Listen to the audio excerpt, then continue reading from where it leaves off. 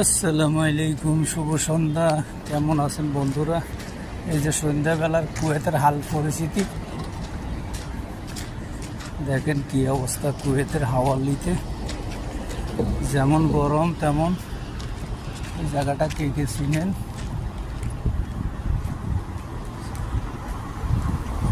হচ্ছে হাওয়াল্লি।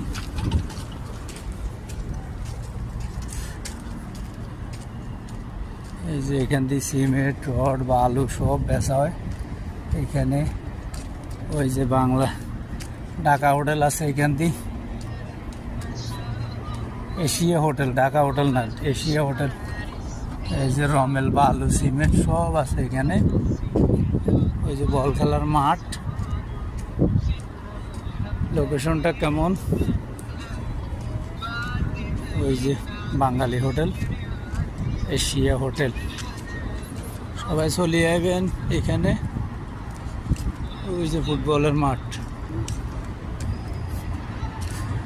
এই যে এটা রেস্টুরেন্ট, বাংলাদেশি রেস্টুরেন্ট।